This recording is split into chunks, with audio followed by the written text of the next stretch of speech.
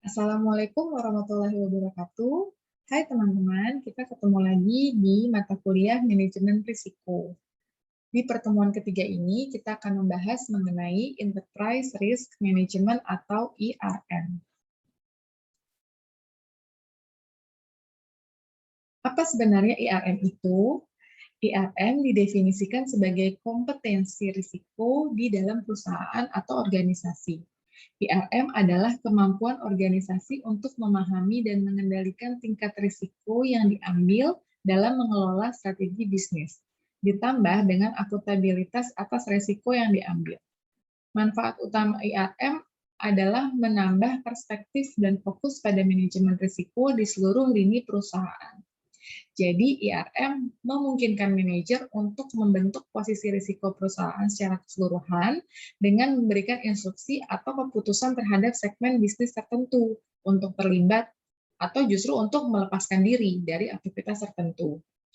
Nah, bedanya dengan manajemen risiko tradisional, kalau misalnya manajemen risiko tradisional itu kan biasanya menyerahkan pengambilan keputusan di tangan kepala divisi. Jadi, evaluasinya itu tertutup, tidak memperhitungkan divisi lain. Nah, misalnya divisi keuangan, dia kan pasti fokusnya untuk mengelola kestabilan keuangan di suatu perusahaan. Maka untuk mengelola resiko-resiko yang mungkin dia temui, si kepala divisinya ini pasti mempertimbangkan kondisi yang terjadi di divisi tersebut, tanpa mempertimbangkan mungkin keputusan yang dia ambil dalam mengelola resiko itu bisa berdampak atau mempengaruhi divisi lain. Nah, kalau ERM ini justru dia menambah perspektif dan fokus pada manajemen risiko di seluruh lini perusahaan. Jadi cakupannya akan lebih luas. Konsep ERM telah ada selama beberapa tahun. ERM memperoleh keunggulan signifikan sebagai komponen yang lengkap dari keseluruhan strategi bisnis sebuah organisasi atau perusahaan. Ini contohnya yang tadi ya, jadi dia bisa cakupannya akan lebih luas. Risk Management Advisory ERM Council mulai berupaya untuk menciptakan panduan praktis untuk menerapkan kerangka manajemen risiko perusahaan yang kuat yang akan membantu institusi untuk mengelola risiko mereka secara holistik. RFA ERM Council mendefinisikan ERM sebagai kemampuan manajemen untuk mengelola semua risiko bisnis dalam upaya memperoleh atau mencapai tujuan. Nah, dengan menjadikan hal tersebut sebagai panduan, Dewan RMA tadi mengadopsi sebuah strategi yang akan membantu manajemen dan Dewan Direksi menjawab pertanyaan-pertanyaan bisnis yang relevan terkait dengan risiko yang dihadapi oleh perusahaan. COSO ERM. COSO itu adalah Committee of Sponsoring Organization of the Tradeway Commission. Jadi dia itu adalah komite yang didedikasikan untuk membantu organisasi meningkatkan kinerja dengan mengembangkan kepemimpinan pemikiran yang meningkatkan pengendalian internal, manajemen risiko, tata kelola, juga pencegahan penipuan di perusahaan. Nah, COSO ERM Framework ini yang bisa kita lihat di executive summary-nya, membagi objektif atas tujuannya menjadi 4 kategori besar, yaitu strategic, operation, reporting, dan compliance. Kalau strategik itu sasaran yang ditetapkan untuk memberikan dukungan dalam pelaksanaan pencapaian misi perusahaan. Jadi tujuan yang ditetapkan itu bisa selaras dengan pelaksanaan operasional yang dijalankan oleh perusahaan. Kalau operation, sasarannya ini diperlukan dalam pemanfaatan sumber daya yang dimiliki oleh perusahaan secara efektif dan efisien, sehingga sumber daya tersebut lebih tepat guna. Kemudian yang ketiga ada reporting. Reporting ini sasarannya adalah dapat dipercayainya laporan yang diterbitkan perusahaan, khususnya untuk pelaporan pihak eksternal seperti stakeholder dan shareholder. Kemudian yang terakhir ada compliance. Nah, kalau sasaran kepatuhan adalah terpenuhinya ketentuan dan persyaratan hukum yang berlaku baik dari pemerintah maupun dari daerah. Itu tadi adalah 4 kategori besarnya. Selain membagi menjadi 4 kategori umum secara tujuan tadi, ERM juga terbagi menjadi 8 komponen yang satu dengan yang lainnya itu saling berhubungan. Komponen-komponen tersebut berasal dari bagaimana cara manajemen mengelola perusahaan, kemudian menggabungkannya ke dalam proses. Komponen-komponen tersebut adalah yang pertama, internal environment. Nah, ini komponennya menentukan warna dari suatu organisasi dan memberi dasar bagi cara pandang tiap orang dalam organisasi terkait dengan menghadapi resiko. Yang kedua ada objective setting. Ini adalah tujuan organisasi yang harus lebih dulu ditetapkan sebelum manajemen dapat mengidentifikasi peristiwa yang berpotensi untuk mempengaruhi tercapainya tujuan tersebut. Nah, IRM ini memastikan bahwa manajemen menetapkan tujuan, dan tujuan tersebut harus mendukung dan selaras dengan misi organisasi, dan tentunya konsisten dengan selera risikonya. Kemudian ada event identification. Ini peristiwa internal dan eksternal yang mempengaruhi pencapaian tujuan organisasi. Jadi harus diidentifikasi dulu dan dibedakan mana yang risiko, mana yang peluang. Yang keempat ada risk assessment. Ini risiko dianalisis dengan mempertimbangkan kemungkinan dan dampaknya sebagai dasar untuk menentukan bagaimana cara mengelolanya. Yang kelima ada risk response. Di sini manajemen memilih respon risiko, bisa menghindar, bisa menerima, bisa mengurangi, ataupun mengalihkan, dan merancang aksi yang dapat menyesuaikan risiko dengan selera dan toleransi risiko organisasi. Yang keenam ada control activities. Kebijakan dan prosedur yang ditetapkan dan diterapkan untuk membantu memastikan respon risiko berjalan dengan efektif. Yang ketujuh, information dan communication. Informasi yang relevan diidentifikasi, kemudian ditangkap dan dikomunikasikan dalam bentuk dan waktu yang memungkinkan setiap orang menjalankan tanggung jawabnya. Nah, komunikasi yang efektif juga terjadi secara lebih luas, mengalir secara vertikal ke atas dan ke bawah, serta secara horizontal. Yang kedelapan ada monitoring. Ini seluruh proses manajemen risiko yang dipantau dan dimodifikasi apabila perlu. Ketika dirasa tidak efektif, maka perlu dimodifikasi. Pemantauan dilakukan untuk memilih aktivitas manajemen yang melekat atau berjalan terus-menerus, ongoing ya, melalui evaluasi secara khusus terpisah, separate evaluation, dan juga kombinasi dari keduanya.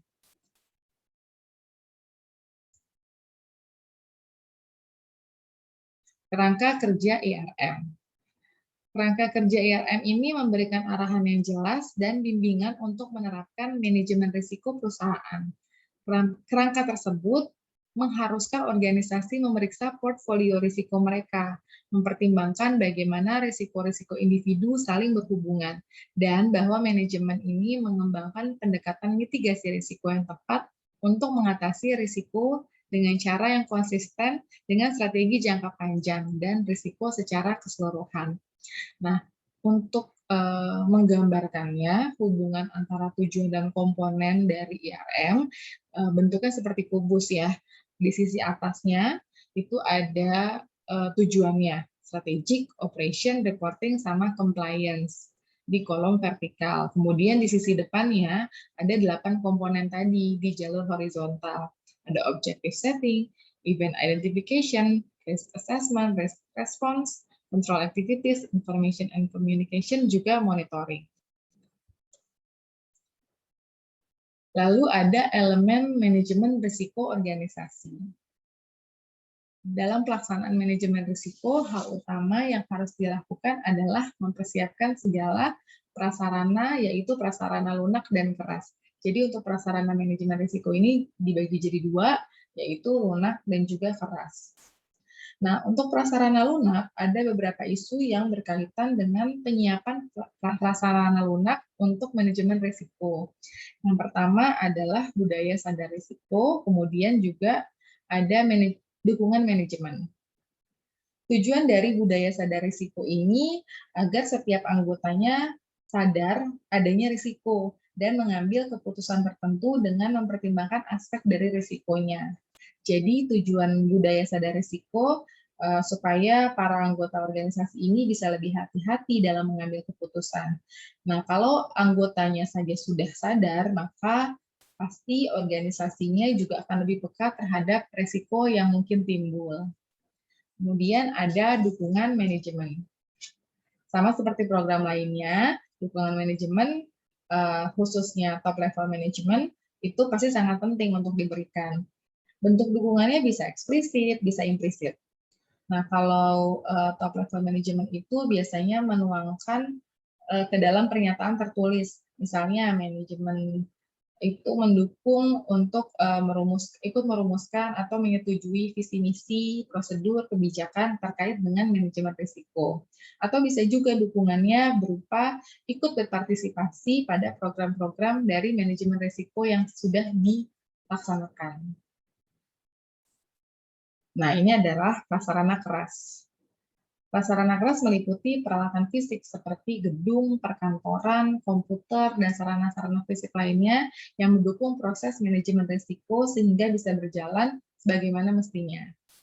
Yang kedua ada proses manajemen risiko. Proses manajemen risiko sering diterjemahkan ke dalam 3 langkah, yaitu langkah perencanaan, pelaksanaan, juga pengendalian.